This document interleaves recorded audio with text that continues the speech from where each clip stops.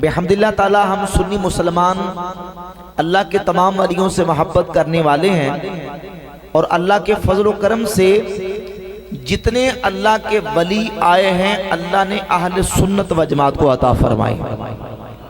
آج کئی صدیاں گزر جانے کے بعد بھی حضور سیدنا داتا علی حجویری رحمت اللہ کا عرس پاک ہو، بابا فرید کا عرس ہو، خواجہ صاحب کا عرس ہو، حضور غوث پاک سرکار رضی اللہ تعالیٰ عنہ کا عرس ہو، آپ کی یاد کی محفل ہو، یہ محفلیں سجانے والے، ان کا ذکر کرنے والے، ان کی محبت کا دم بھرنے والے آج اگر روئے زمین پر کوئی نظر آتے ہیں تو رب کی رحمت سے وہ سنی مسلمان ہیں۔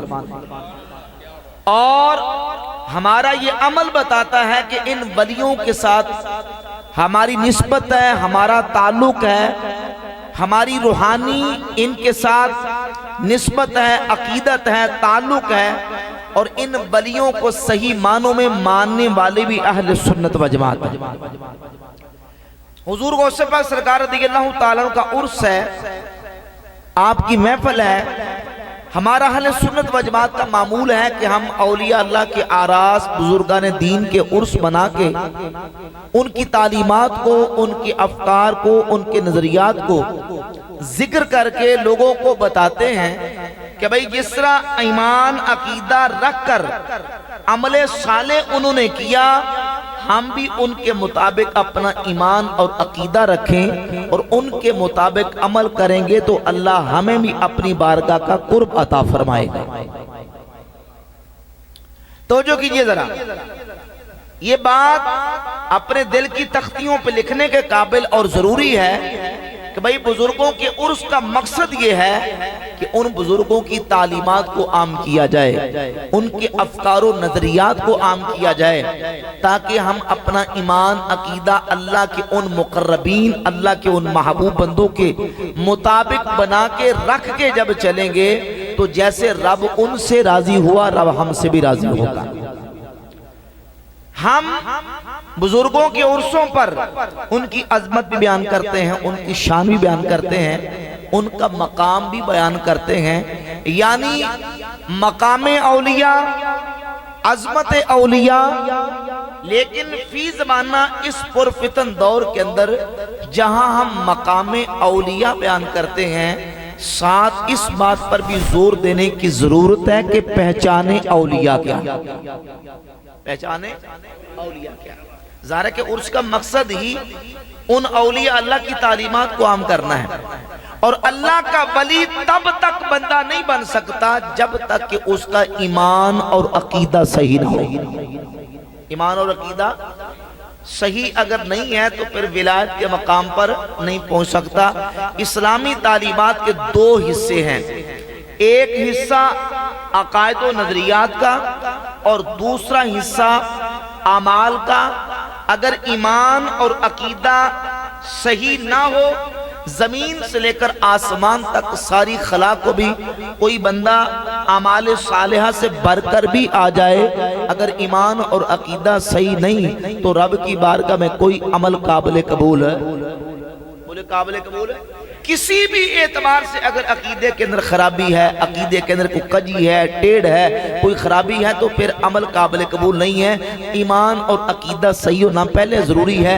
اللہ رب العزت نے جہاں اولیاء کا مقام، ان کی عظمت اور شان کو بیان کیا، ساتھ ہی دوسری آیت میں فرمایا الذین آمنوا وکانوا یتقون۔ یہ اولیاء اللہ کون ہیں؟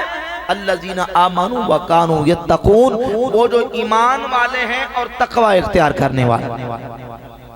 کون ہے ایمان والے اور تقوی اختیار کرنے والے؟ اب ایمان کیا ہے؟ اسی آیت کی تفسیر میں امام ساوی حاشیۃ الساوی میں لکھتے ہیں الذین هم اتصفوا بالایمان۔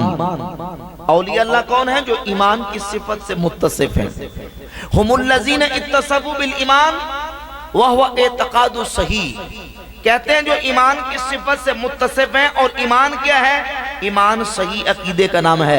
اور صحیح عقیدہ کون سا ہے؟ جو قطعی دلائل پر مبنی ہو، جس کا عقیدہ قطعی دلیلوں پر مبنی ہے، اس کا ایمان صحیح، اس کا عقیدہ صحیح ہے۔ جس کا عقیدہ صحیح ہے اس کا ایمان صحیح ہے، جس کا ایمان صحیح ہے اس کی ولایت صحیح ہے۔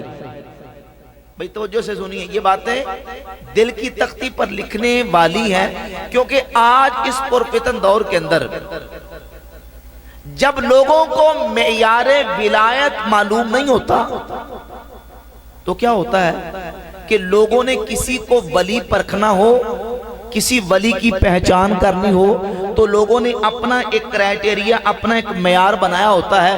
مثال کے طور پر کسی نے معیار یہ بنایا ہوتا ہے کہ بھئی جو کوئی دم جڑا کرنے والا، کوئی منتر کرنے والا، کوئی تویز گنڈا کرنے والا پھونک مار دے آرام آ جائے تو یہ اللہ کا ولی ہے۔ ایسے ہوتا ہے نا؟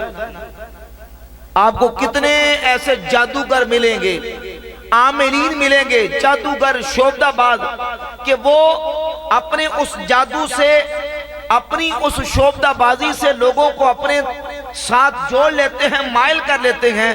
اور ایک طبقہ ہے بہت بڑا جہلا کا کہ وہ لوگ ان کو اللہ کا ولی سمجھ رہے ہوتے ہیں۔ ولایت کیا ہے؟ ولایت کے لیے پہلی شرط یہ ہے کہ ایمان اور عقیدہ صحیح، ایمان اور دوسری الذین آمنوا وکانوا یتقون۔ پہلی بات یہ کہ ایمان والا ہو، اور دوسری بات کیا ہے؟ تقوی۔ اب تقوی کیا ہے؟ تقوی کس کو کہتے ہیں؟ امام صاحبی فرماتے ہیں تقوی ہوا امتثال المأمورات و اجتناب المنہیات عن طبق الشرع، ولہذا قال القشیری شرط الولی ان یکون محفوظا کما ان من شرط النبی ان یکون معصوما وکل من کان للشرع علیہ اعتراض فهو مردود ومخاطئ۔ فرماتے ہیں تقوی امتثال معمورات کا نام ہے، یعنی جن کاموں کے کرنے کا رب اور اس کے رسول نے حکم دیا ان کو کرے، اور جن کاموں سے روک دیا ان سے رک جائیں۔ امام قشیری عبدالکریم بن حوازن حضور داتا گنج بخش علی حجویری رحمت اللہ کے استاذ ہیں، وہ فرماتے ہیں جیسے نبی کے لیے شرط یہ ہے کہ نبی گناہوں سے معصوم ہوتا ہے، ولی کے لیے شرط یہ ہے کہ ولی گناہوں سے محفوظ ہوتا ہے۔ گناہوں سے بولے کیا ہوتا ہے؟ محفوظ ہوتا ہے۔ وَكُلُّ مَنْ كَانَ لِلشَّرِعِ عَلَيْهِ اعْتِرَاضٌ، اور ہر وہ بندہ جو اپنے آپ کو ولی سمجھ رہا ہے لیکن شریعت کو اس پر اعتراض ہے، اس کے قول پر، اس کے فعل پر، اس کی گفتار پر، اس کے کردار پر، اس کے لباس پر، اس کی صورت پر، اس کی سیرت پر، اس کی وضع قطع لباس حجامت پر، اس کے اٹھنے بیٹھنے چلنے پھرنے پر شریعت کو اعتراض ہو، مردود و مخاطئ۔ فرماتے ہیں وہ مردود ہے، وہ دھوکے باز ہے، اللہ کا ولی نہیں ہو سکتا۔ اللہ کا ولی وہ ہوتا ہے جس کا ایمان بھی صحیح ہوتا ہے، جس کے پاس تقوی کی دولت بھی ہوتی ہے۔ اللہ کے فضل و کرم سے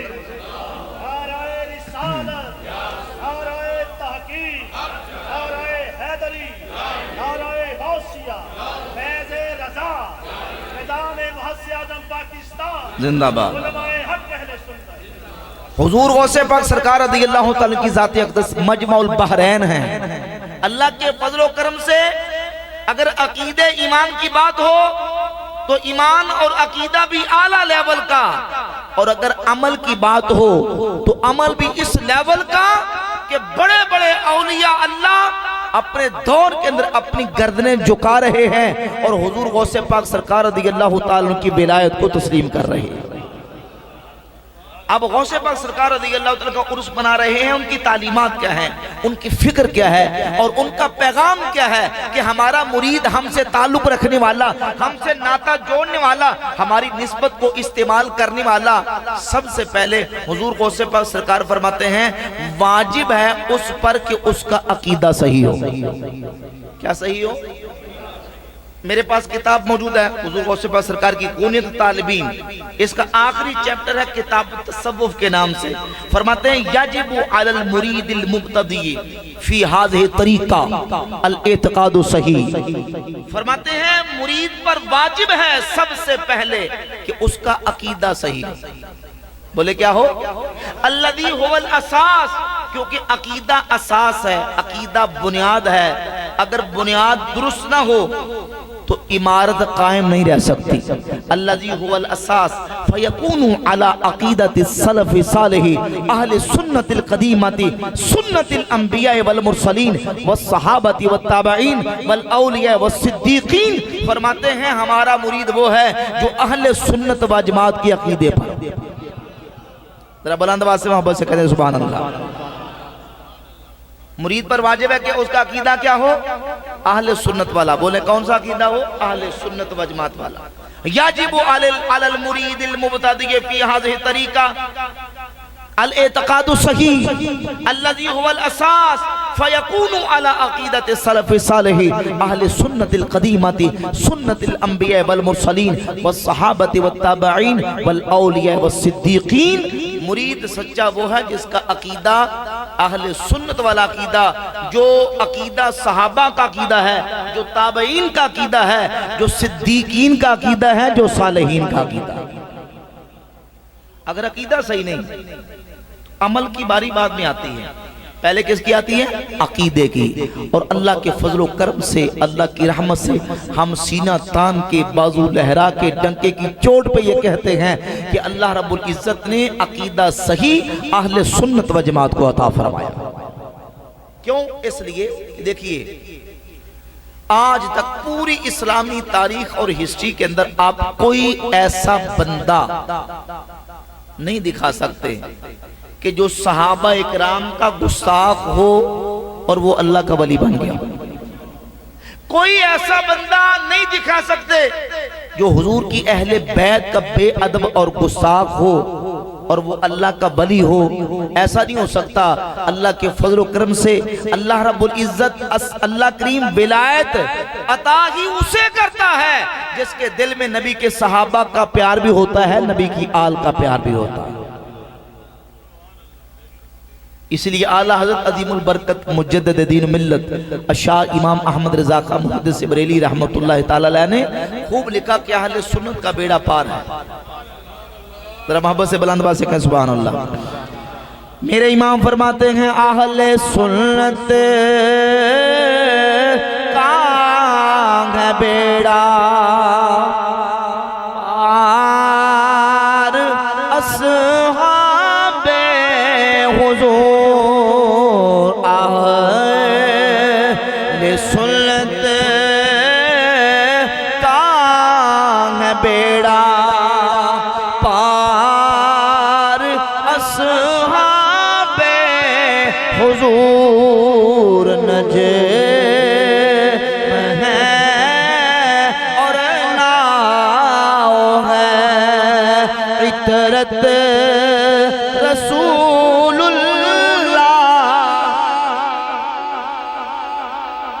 سنت کا بیڑا پار کیوں ہے؟ کیونکہ ہمارے دامن میں صحابہ کی محبت بھی موجود ہے اور نبی کی آل کی محبت بھی موجود ہے. اب ایک ہے صحابہ اہل بیت سے محبت کرنا، کیا ہے؟ محبت کرنا، ان کے عقیدے پر چلنا اور ان کے عقیدے پر رہنا اور ان کے طریقے پر چلنا.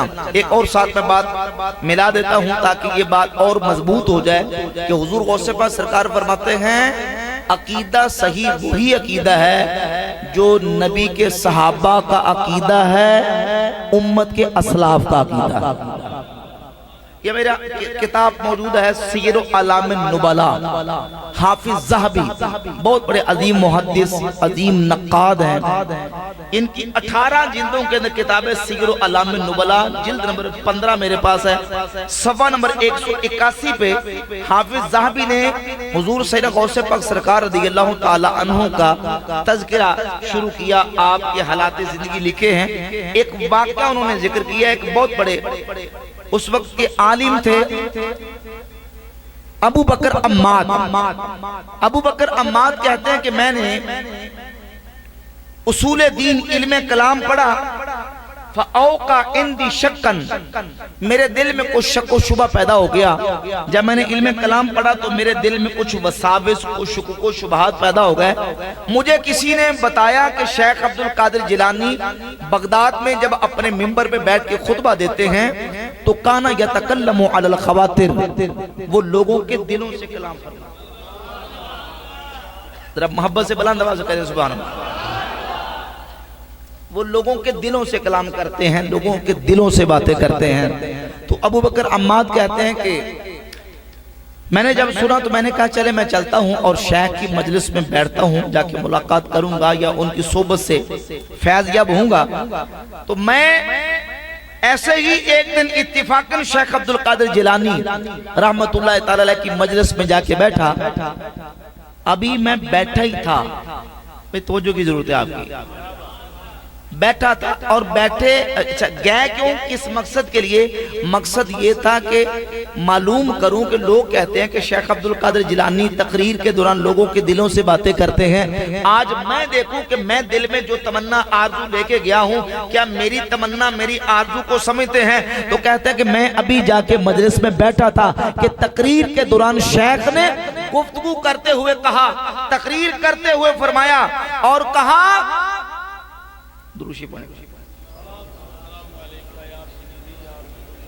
یا بیٹھ جائیں سائیڈ پہ ہو جائیں، اس طرح میں تقریر نہیں کر سکتا نا، بس ٹھیک ہے جلدی کر دیں۔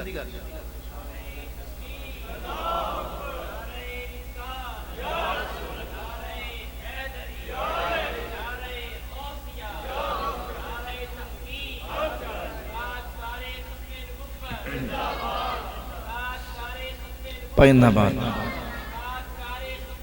پائندہ بات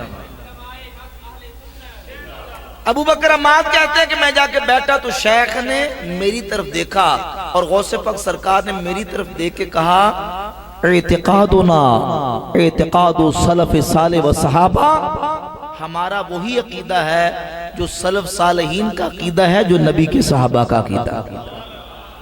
شک پیدا ہوا تھا نا دل میں، کچھ وسوسہ پیدا ہوا تھا، تو ابو بکر عماد کہتے ہیں جب میں نے یہ بات سنی تو میں نے دل میں یہ کہا، ھذا قال اتفاقا الواعظ قد یلتفت، تقریر کرنے والا دائیں بائیں دیکھ کے متوجہ ہو کے سامعین سے، آڈینس سے وہ تقریر کرتا ہے، تو یہ شیخ نے اتفاقاً بات کر دی ہے، میری وجہ سے بات نہیں کی۔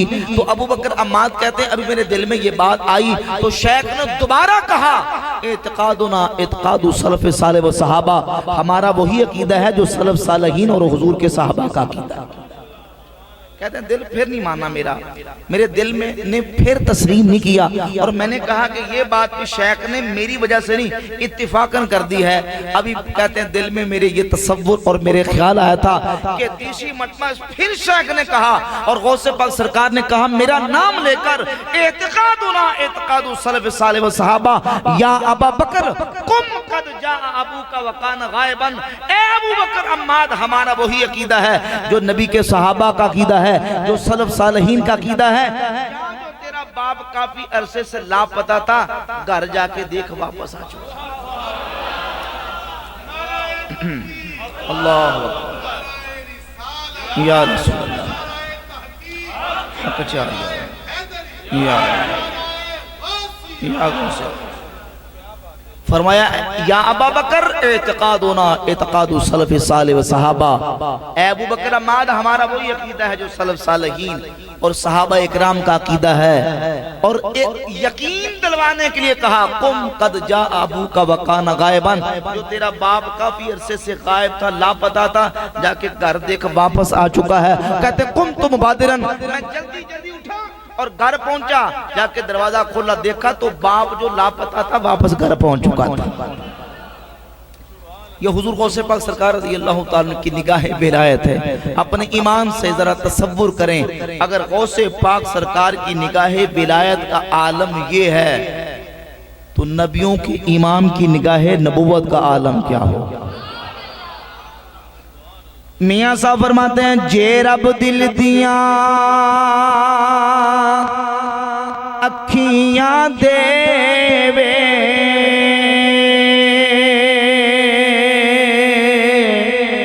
تے چانن ہو وے نورو،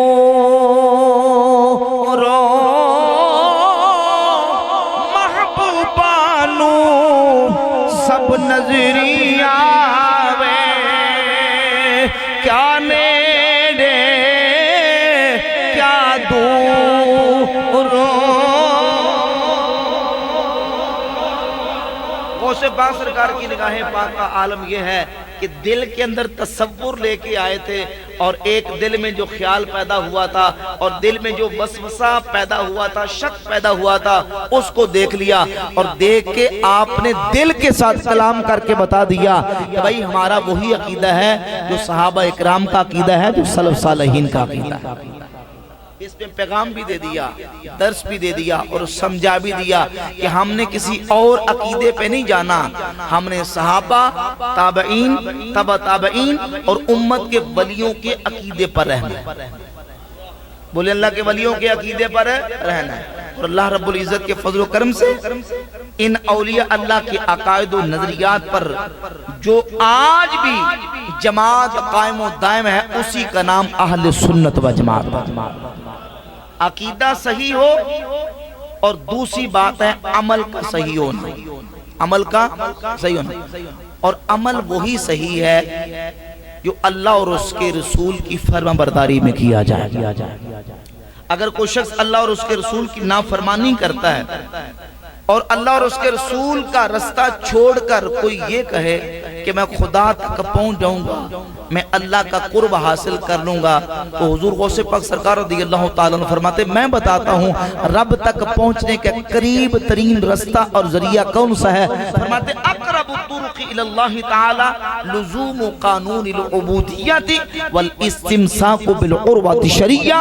اللہ کی بارگاہ تک سب سے قریب ترین پہنچنے کا رستہ یہ ہے کہ بندہ اپنے اوپر بندگی کے قوانین کو لازم کر لے، والاستمساک بالعروۃ الشریعہ، اور شریعت طیبہ کی رسی کو مضبوطی سے تھام۔ کس رسی کو؟ بولے کس رسی کو؟ شریعت کی رسی۔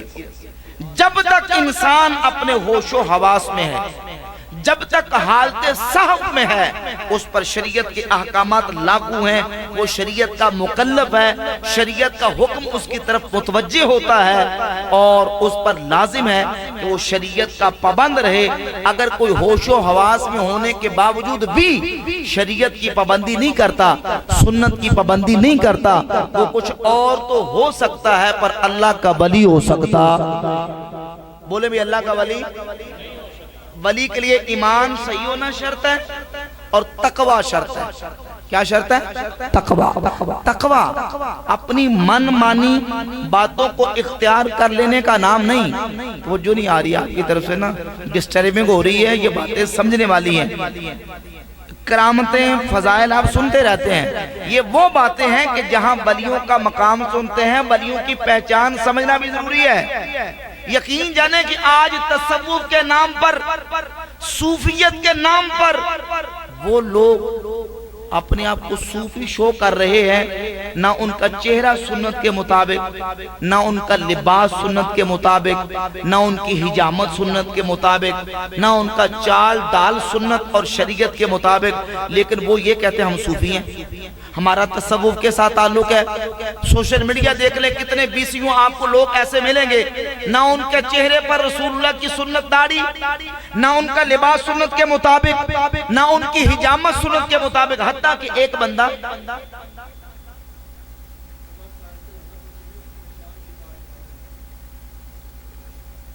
دروشی پڑھیں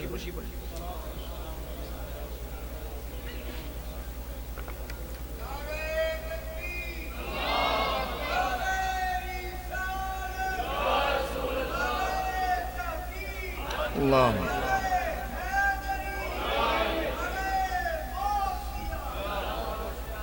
چلیں توجہ کیجئے، توجہ کریں۔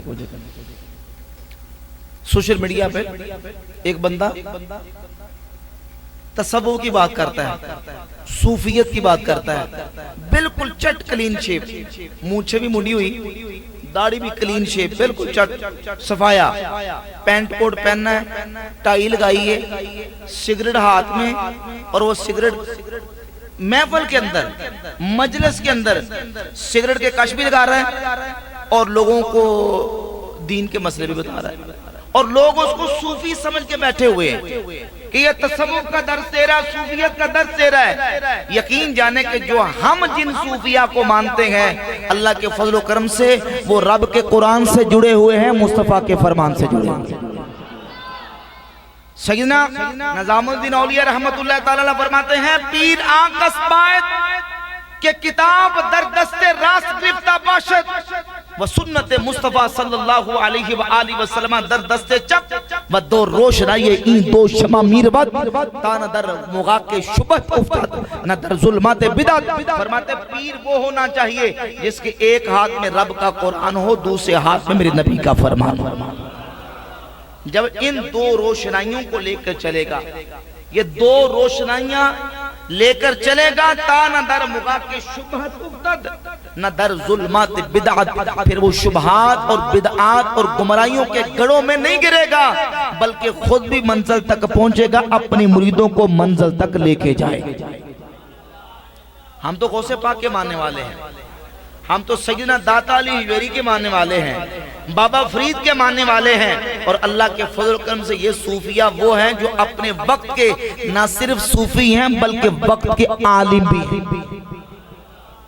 بلکہ وقت کے کیا ہیں؟ حضور غوث پاک سرکار رضی اللہ تعالیٰ عنہ کے حوالے سے جب امام زاہبی نے سیر و اعلام النبلا، یہ امام زاہبی بہت بڑے عظیم محدث ہیں، ان کے سمجھے کے کمنٹس کو لے کر، ان کی آراء کو لے کر علماء محدثین حدیثوں کو صحیح، حدیثوں کو ضعیف قرار دینے کے لیے ان کی آراء کا لحاظ کرتے ہیں، اور عظیم نقاد ہیں، بہت بڑے محدث ہیں. جب حضور غوث پاک سرکار رضی اللہ تعالیٰ عنہ کا تذکرہ لکھتے ہیں تو لکھتے ہیں الشیخ الامام العالم الزاہد العارف القدوہ شیخ الاسلام. ذرا بلند آواز سے محبت سے کہا سبحان اللہ. علم الاولیاء محی الدین ابو محمد عبد القادر ابن ابی صالح عبداللہ بن جنگی دوست الجیلی الحنبلی شیخ بغداد. شیخ عبد القادر جیلانی کو امام زاہبی نے شیخ الاسلام کہا ہے. کیا کہا ہے؟ شیخ الاسلام، الامام، الزاہد، العالم. اور پھر بتایا کہ حضور غوث پاک سرکار رحمت اللہ علیہ نے حدیث کہاں سے پڑھی، فقہ کہاں سے پڑھی، عربی لغت کہاں سے پڑھی، کن کن لوگوں نے شیخ عبد القادر جیلانی غوث پاک سرکار رحمت اللہ علیہ سے دین کا علم حاصل کیا اور دین کی فقہ حاصل کی، حدیثیں ان سے روایت کی، اور یہ ساری باتیں ذکر کر کے بتا دیا کہ شیخ عبد القادر جیلانی وقت کے سب سے بڑے صوفی بھی تھے، وقت کے سب سے بڑے عالم بھی تھے.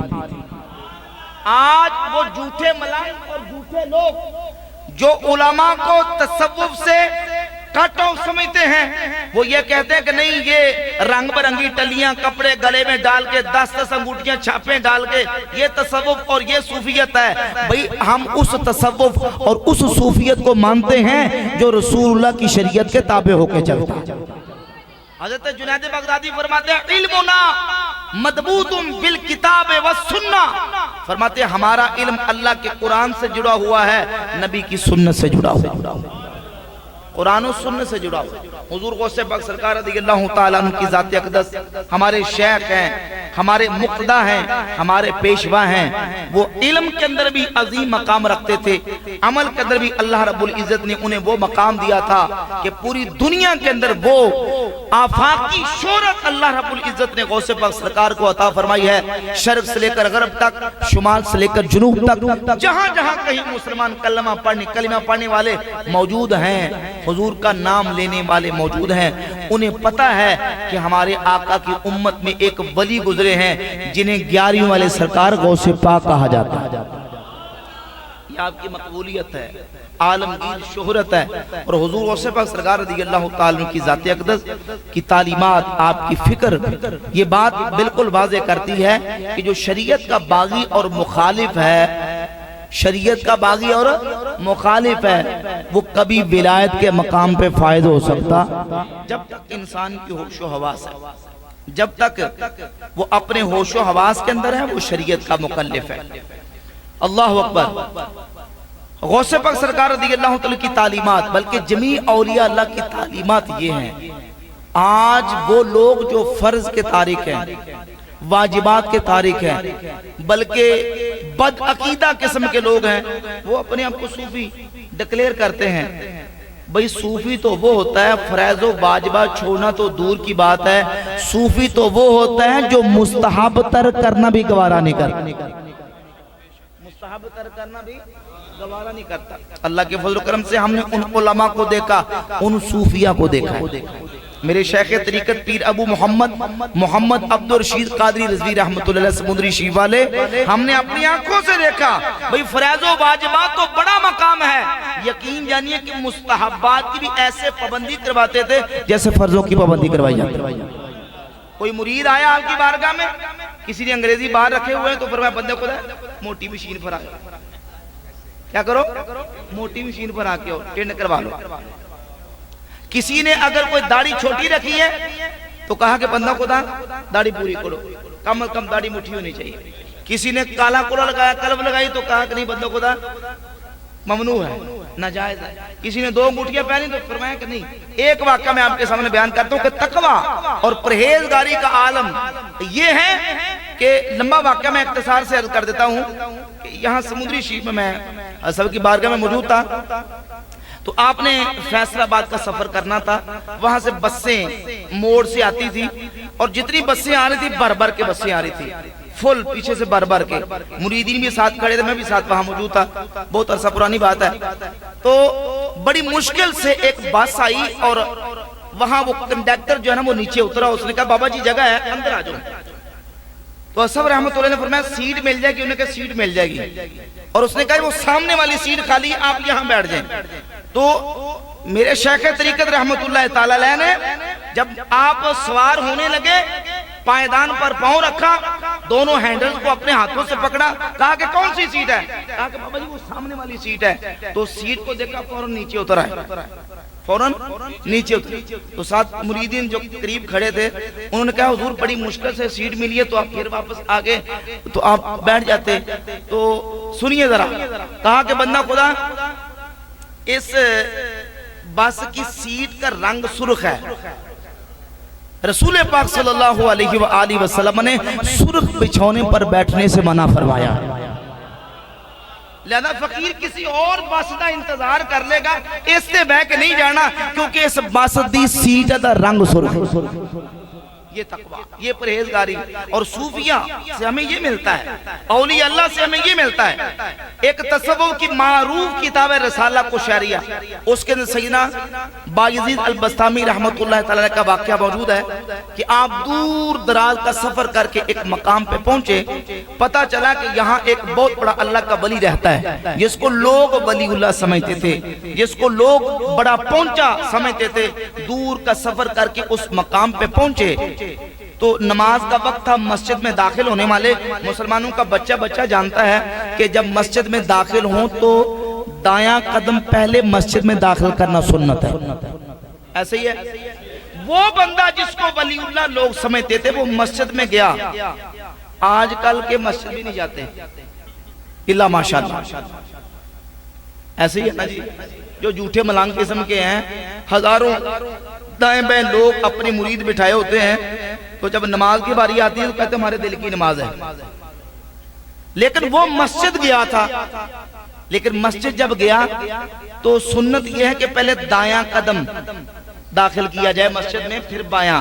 उसने क्या किया कि पहले बायां कदम फिर दायां, एक रिवायत ये है।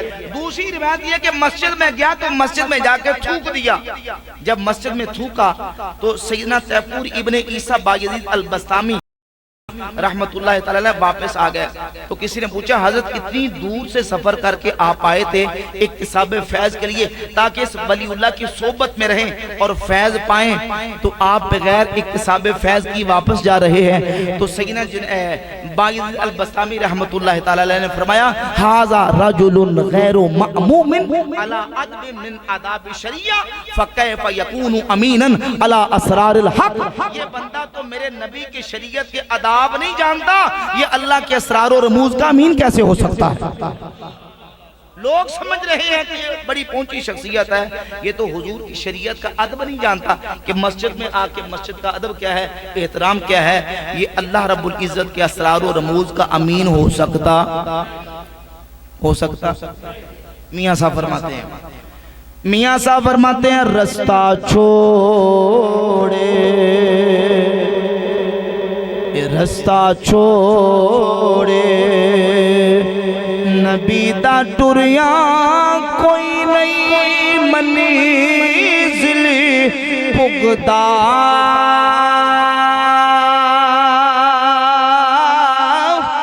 جے لکھ محنت ایویں کریے تے کلر کول نہیں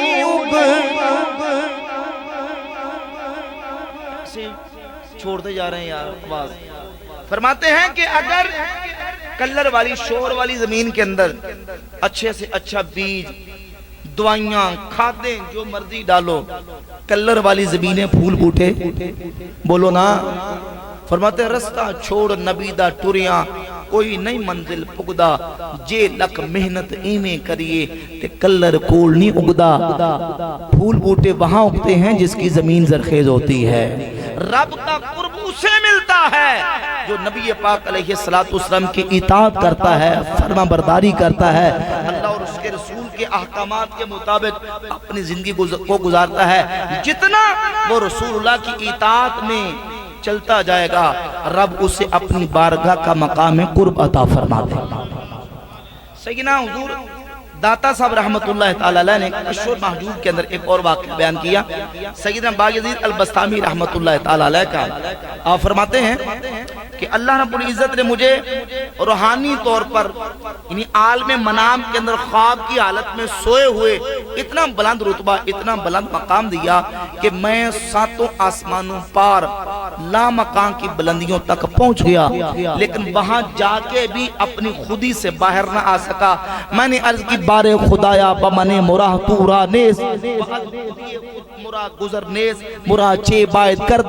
یا اللہ اس مقام پر آ کے بھی میں اپنی خودی سے باہر نہ آ سکا مجھے کیا کرنا چاہیے.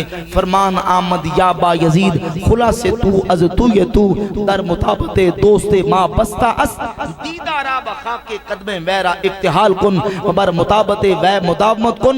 فرمایا کہ با یزید اگر اپنی خودی سے باہر آ کے رب کو پانا چاہتا ہے تو میرے محبوب کے قدموں کو لگی ہوئی خاک اپنی آنکھوں کا سرما بنا کے میرے محبوب کی اطاعت میں چلتا جا تجھے اللہ یہ مقام عطا فرما. دیدارا بخا کے قدم ویرا اقتحال کن بر مطابت و مداومت کن. میرے محبوب کی اطاعت میں میرے محبوب کی فرمانبرداری میں چلتا جا تجھے خدا کا قرب مل جائے. اور جسے بھی خدا ملا ہے حضور کے رستے پر چل کے ملا ہے. بولیے حضور کے رستے پر چل کر. اگر کوئی بندہ جس طرح آج کل کے جھوٹے ملنگ وہ اپنی جان چھڑانے کے لیے وہ کہتے ہیں یہ نماز پڑھنا یہ شریعت پر عمل کرنا یہ مولویوں کا کام ہے. ہم حقیقت والے ہیں معرفت والے ہیں جبکہ ان احمقوں کو یہ پتہ نہیں ہے حقیقت ہو معرفت ہو روحانیت ہو ان سب کا تعلق میرے مصطفیٰ کی ذات کے ساتھ تھا. اعلیٰ حضرت عظیم البرکت امام اہل سنت فرماتے ہیں شریعت طریقت حقیقت معرفت یہ حضور کے ذات اقدس اور میرے کریم آقا علیہ السلام کے دریا سے نکلنے والی نہریں ہیں.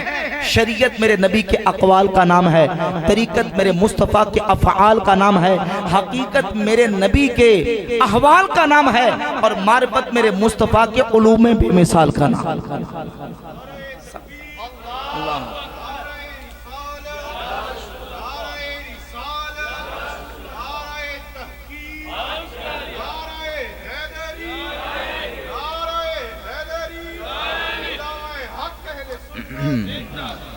حضرت سلطان فرماتے ہیں تن ہجری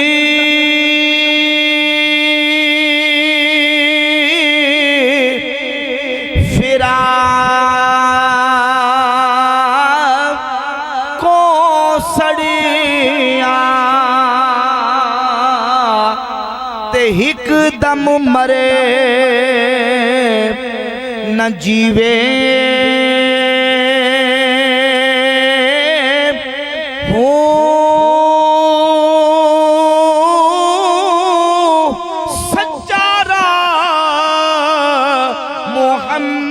والا جدے اندر رب لبی وے ہو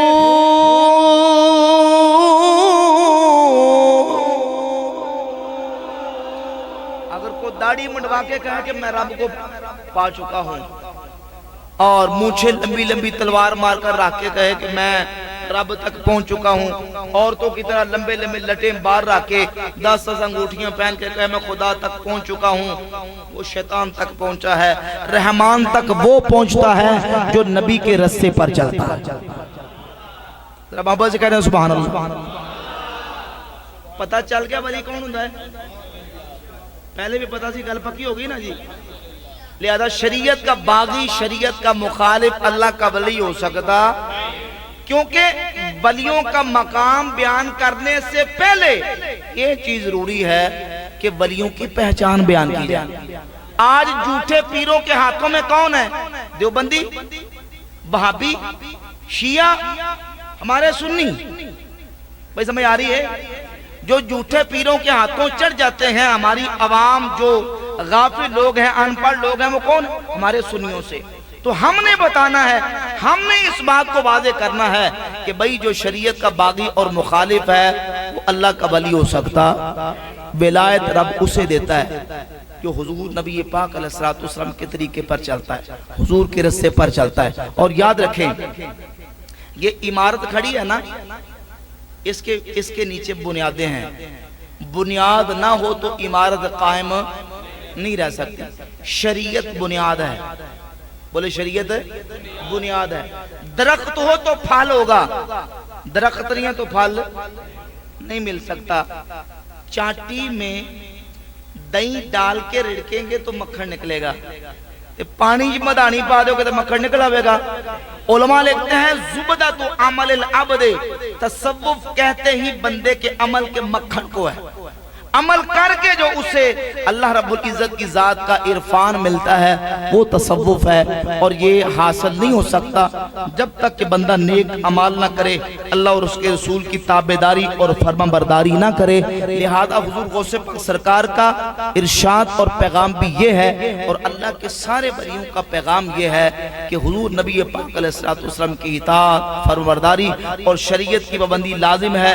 اقرب طرق اللہ تعالی لزوم قانون العبودیت والاستمساک بالعروۃ الشریعہ، شریعت کی مضبوطی، رسی کو مضبوطی سے تھامنا یہ ضروری ہے۔ شریعت کا رستہ چھوڑ کر خدا کا قرب اور معرفت نصیب نہیں ہو سکتی۔ حضور غوث پاک سرکار رضی اللہ تعالیٰ کی عقائد بھی اللہ کے فضل و کرم سے اہل سنت و جماعت والے، اور عمل بھی حضور غوث پاک کا سب سے عرفہ و اعلیٰ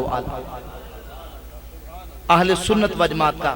جہاں غوث پاک سرکار رضی اللہ تعالیٰ نے مختلف گمراہ فرقوں کی نشانیاں، علامتیں اور ان کے بارے میں گفتگو کی، تو وہاں گفتگو کرتے ہوئے آپ فرماتے اما الفرقۃ الناجیۃ فہی اہل السنت والجماعت، جو نجات پانے والی جماعت ہے وہ اہل سنت و جماعت۔ بولے کون سی جماعت ہے؟ اہل سنت و جماعت۔ اور اہل سنت و جماعت کا عقیدہ یہ ہے وَأَجْمَعُوا عَلَىٰ تَسْلِيمِ الْمُعْجِزَاتِ لِلْأَنْبِيَاءِ وَالْقَرَامَاتِ لِلْأَوْلِيَاءِ، اہل سنت نبیوں کے معجزات کو بھی مانتے ہیں، ولیوں کی کرامتوں کو بھی مانتے ہیں، اہل سنت نبی کے صحابہ کو بھی مانتے ہیں، اہل سنت نبی کے آل کو بھی مانتے ہیں۔ اور یہ بات بھی غوث پاک سرکار رضی اللہ تعالیٰ عنہ نے لکھی کہ حضور کے سارے صحابہ فضیلت والے، لیکن ان تمام صحابہ میں سے 1400 وہ صحابہ جنہوں نے درخت کے نیچے حضور کے ہاتھ پر بیعت کی تھی، وہ سب صحابہ سے افضل ہیں۔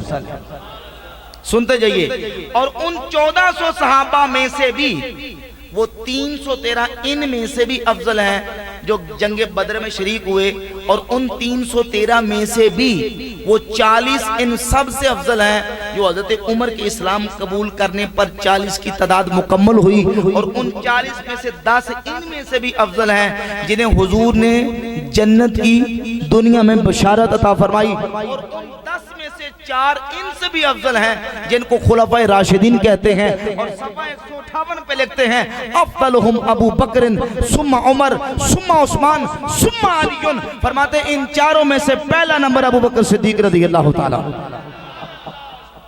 کس کا مقام ہے پہلا؟ ابو بکر صدیق رضی اللہ تعالیٰ، پھر عمر فاروق، پھر عثمان غنی، پھر مولا علی رضی اللہ تعالیٰ۔ جب افضلیت صحابہ کی بات آئی تو کہا کہ پہلا نمبر، اچھا وہ جو پانگ کوٹ کے پینے والے کہتے ہیں جی علی دا پہلا نمبر، मालूम हुआ कि ये ना दाता साहब का अकीदा है ना गौसे पाक का अकीदा है। दाता साहब ने कशफ महजूब में लिखा, सिद्दीक़ अकबर का जिक्र फरमाते हैं, व मिनहुम शेखुल इस्लाम व बाद अंबिया, बेहतरीन अनाम उम्मत के अंदर जो शेखुल इस्लाम और नबियों के बाद सबसे अफजल हस्ती है वो अबू बकर सिद्दीकी है। व सिद्दीक़ अकबर मुकद्दम हमा खलाइकस अज पसे अंबिया व रवा नबाशत के कस कदम पेशे बैन हद। सफा 83-85 में लिखते हैं, फरमाते सिद्दीक़ अकबर मुकद्दम हमा खलाइकस अज पसे अंबिया। अबू बकर सिद्दीक सिद्दीक़ अकबर है, नबियों के बाद सारी मखलूक में से सबसे अफजल हैं। व रवा नबाशत के कस कदम पेशे बैन हद, किसी के लिए जायज नहीं है कि वो अबू बकर सिद्दीक से आगे कदम रखे। ये दाता साहब का अकीदा है। और गौसे पाक फरमाते अफजलुहुम अबू बकर, सबसे अफजल कौन है? अबू बकर। गोया क्या हम कहते हैं, चारों यारी नबी दे आशिकी, कोई नहीं है नाचारा बरगा, ना इस धरती ए पैदा कीता, ना जा निसारा बरगा, ना कोई होया ते ना कोई होसी, ना चारा यारा बरगा, आज़म शानी सिद्दीक की दसा, इको यार हजारा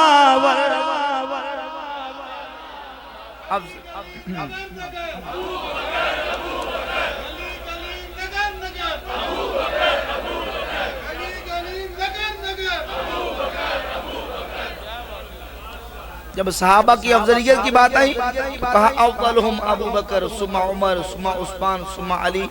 और यही अहले सुन्नत का अकीदा है, यही हमारे मस्जिदों के मेहराबों में लिखा होता है, यही हमारे जुमा के खुतबात का मौजू है।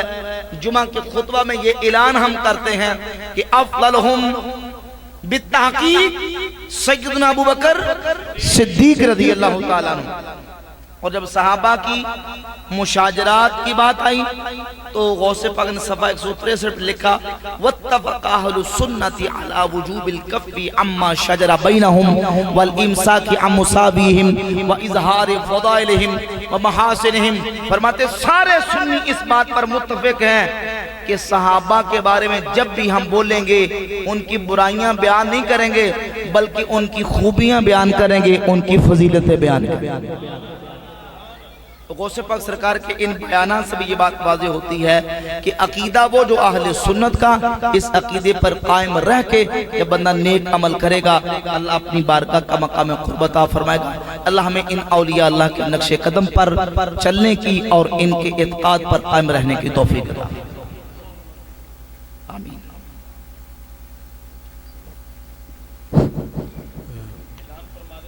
सवालात का सिलसिला भी इंशाअल्लाह अज़्ज़ व जल होगा। किसी के ज़हन में